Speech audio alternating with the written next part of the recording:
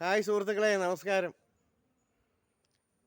എനിക്ക് പെട്ടെന്നൊരു യാത്ര പോകേണ്ടതായിട്ട് വന്നു, ശാന്തമ്പാറ വരെ. അപ്പോൾ എൻ്റെ കസിൻ ബ്രോ ജയ്ജിക്കുട്ടനെ എൻ്റെ പപ്പായെ നോക്കാൻ വേണ്ടി ഞാൻ വിളിച്ചു വരുത്തി. അദ്ദേഹം ആ ചാർജ് ഏറ്റു. അപ്പോൾ രാവിലെ ഞാൻ യാത്ര ചെയ്ത ആ വാഹനം തന്നെയാണ് ഇപ്പോൾ വിളിച്ചേക്കുന്നത്. മേപ്പുശ്ശേരി സുധാകരൻ ചേട്ടൻ്റെ വാഹനം, നിശബ്ദ വാഹനം.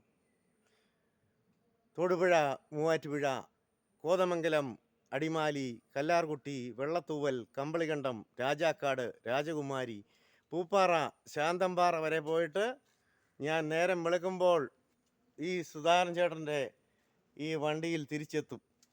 ഈ സുധാകരൻ ചേട്ടനെ പറ്റി പറയുമ്പോൾ എൻ്റെ പിതാവിൻ്റെ ഏറ്റവും അടുത്ത സുഹൃത്തായിരുന്നു.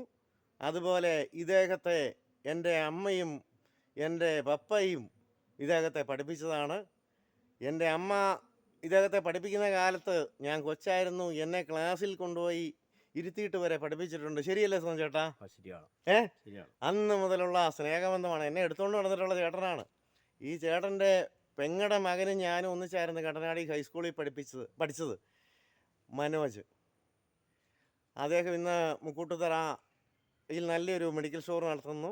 അപ്പോൾ സുഹൃത്തുക്കളെ, ഞങ്ങൾ ഈ എളിയ വാഹനത്തിൽ, സൈലൻ്റ് വാഹനത്തിൽ, നിശബ്ദ വാഹനത്തിൽ കോതമംഗലം, അടിമാലി, കല്ലാർകുട്ടി, വെള്ളത്തൂവൽ, കമ്പളികണ്ടം, രാജാക്കാട്, രാജകുമാരി, പൂപ്പാറ, ശാന്തമ്പാറ വരെ പോയിട്ട് വരട്ടെ. Wish you all the best. എനിക്ക് എല്ലാവിധ ജന്മദിന ആശംസകളും അയച്ച എല്ലാ സുഹൃത്തുക്കളോടും നന്ദി പറയുന്നു. ഞാൻ അവിടെ വരെ പോകേണ്ട ഒരു അത്യാവശ്യ കേസ് വന്നു. അതുകൊണ്ട് ഈ എളിയ വാഹനത്തിൽ, സൈലൻ്റ് വാഹനത്തിൽ ഞാൻ പോയിട്ട് വരാം. നന്ദി, നമസ്കാരം.